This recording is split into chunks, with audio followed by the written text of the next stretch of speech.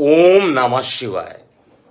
मैं हूं एस्ट्रोलॉजर के एम सिन्हा और मैं अपने यूट्यूब चैनल पर आप सभी का हार्दिक स्वागत करता हूं।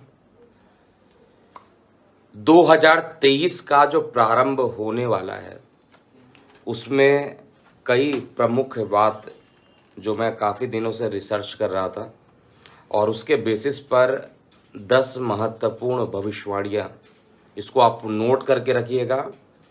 एक एक प्रेडिक्शन यहाँ पर सत्य जाएगी।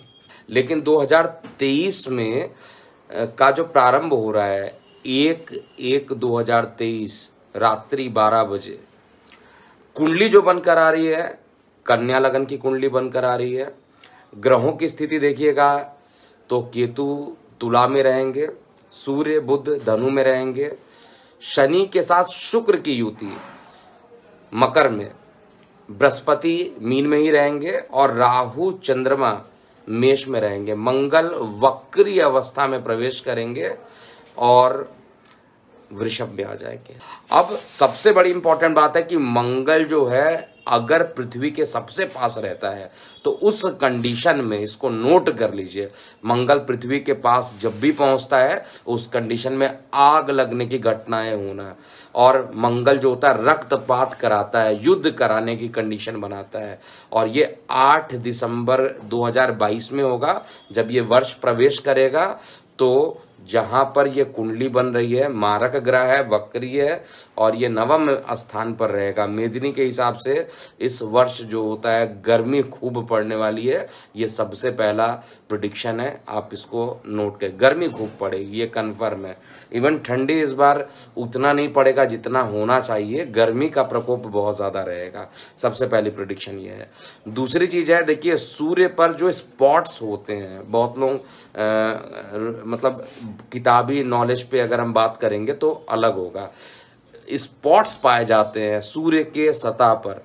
जिस समय सूर्य पर धब्बे दिखाई देते हैं, मतलब स्पॉट्स अगर दिखाई देती, तो मेदिनी में ये बताया गया, चार्ट में भी मैं यहाँ पर देख रहा हूँ कि उस समय रेतीले तूफान यानी साइक्लोन्स का बढ़ जाना बहुत तगड़ा होता है। साइक्लोन्स तो हर साल आते हैं और साइक्लोन की टेंडेंसी और मतलब जिसमें रेत वाली हवाएं होती, तूफानी हवाएं जो होती हैं, इस साल ये भी बहुत ज़्यादा रहने वाला है। तीसरी बात क्या है, बुध राशि परिवर्तन के लिए, बुध का जो राशि परिवर्तन होता है वो मेदिनी एस्ट्रोलॉजी में मौसम को बताता है, मौसम किस तरीके से चेंज होगा। और बुध का राशि परिवर्तन सामान्यतः, क्योंकि इस बार के जो लग्नेश भी बन रहे हैं वो बुध ग्रह ही बन रहे हैं। सामान्यतः देखा जाए तो पिछले कई वर्षों से बुध ग्रह बन रहे हैं। और 2019 देखिए, 2020 देख लीजिए, 2021 देख लीजिए किस तरीके से बीता गया है। और 2023 में भी स्थिति सही होने वाली नहीं है। मौसम परिवर्तन, ग्लोबल वार्मिंग, ये भी लगातार रहेगा। ये तीसरी प्रेडिक्शन है। विशेष रूप से देखिए सूर्य और शनि जिस समय एकदम साथ में कर्क या मकर में होते हैं उस समय जल से संबंधित दुर्घटनाओं का जो योग होता है मेदिनी में बहुत ज़्यादा होता है। जल से संबंधित विकट समस्याएं जो होती हैं वो रहेंगी और जल की समस्याओं से पेंडेमिक भी फैलता है। मतलब किसी प्रकार की महामारी हो, टाइफाइड बहुत ज़्यादा हो, डेंगू मलेरिया ज़्यादा हो, इस साल बहुत तेज़ी से 2023 में होना है। ये तीसरी बात है। इस बार शनि जो रहेगा वो शनि की दृष्टि बृहस्पति पर लगातार रहेगी, शनि मूल त्रिकोण में रहेंगे। तो चौथा प्रेडिक्शन है सीरियल बॉम्ब ब्लास्ट। मैं फिर से बता दे रहा हूँ, ये लास्ट टाइम का मेरा जो मैंने 10 प्रेडिक्शन दिया था, 5 तो चुनावी थे, 6वां मैंने मुलायम सिंह जी के बारे में बताया था। 6 प्रेडिक्शन तो ऐसे रफली मैं बता दे रहा हूँ जो कि सत्य हो गया था पिछले 2022 के 10 बड़े प्रेडिक्शन में। उसी तरीके से यहाँ पर जो चीज़ें निकल के आ रही हैं, इसमें इम्पॉर्टेंट बात क्या है कि जो बृहस्पति पर शनि की जो दृष्टि रहेगी और शनि मूल त्रिकोण में रहेंगे। वो मूल त्रिकोण का जो शनि है, 1993 में भी शनि मूल त्रिकोण में थे। और देखिए जिस समय ये मूल त्रिकोण में थे, मुंबई में सीरियल ब्लास्ट हुए थे, बहुत तगड़ा ब्लास्ट हुआ था। और 1993 में मैं काफ़ी छोटा भी था उस समय, लेकिन न्यूज़ मैंने ज़रूर सुना था उस समय। और बाद में जब देखा तो ग्रहों की स्थिति मेदिनी से क्लियर हो रही है। ठीक यही स्थिति 2023 में भी बन रही है। आतंकवादी घटनाओं का भी तेज हो जाना है।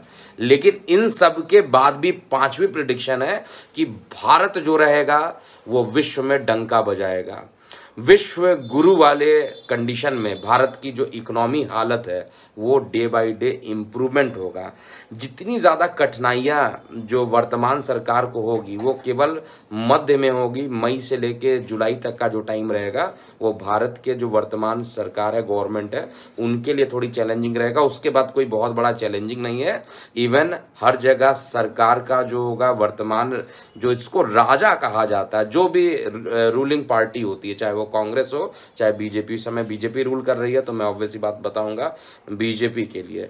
तो कर्नाटका इलेक्शन पर आनंद जी पूछ रहे हैं, तो कर्नाटका इलेक्शंस का भी मैं बताऊंगा इसी प्रिडिक्शन में।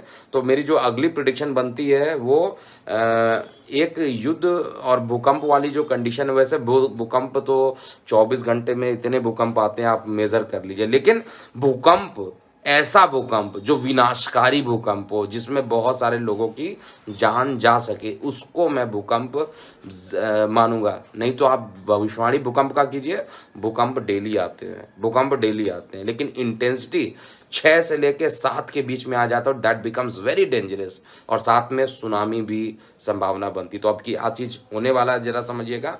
जब भी शनि ग्रह जो होता है, मंगल या राहु केतु के एकदम पास से गुजरता है, एकदम पास से गुजरता है, उस समय एकदम सडन ब्लास्ट होने की संभावना होता है। उसमें कुछ प्रभाव जो होता है यूरेनस का भी होता है। फिलहाल हम यूरेनस को यहाँ पर नहीं ला रहे हैं। शनि जब भी मंगल के साथ हो और राहु केतु के पास से अगर गुजर रहे हैं तो यहाँ पर होगा। कोड डीजेंगो करके हमारे व्यूअर हैं, वो पूछ रहे हैं सीरियल ब्लास्ट कहाँ पर होगा। देखिए, ये सीरियल ब्लास्ट जो होगा इस बार बॉम्बे वाले साइड में नहीं होगा, मैं पहले ही बता दे रहा हूँ। ये सीरियल ब्लास्ट जो होगा दिल्ली वाले साइड में ज़्यादा होने की संभावना है, और या तो भारत के नॉर्थ ईस्ट वाले पोर्शन में, चाहे वो आप आसाम का पोर्शन ले लीजिए चाहे बंगाल का ले लीजिए, ऐसे जगह पर ज़्यादा संभावना दिख रहा है। मेदिनी से जो डायरेक्शन निकल के आ रहा है, मुंबई में संभावना बहुत कम है कि वहाँ पर सीरियल ब्लास्ट होंगे।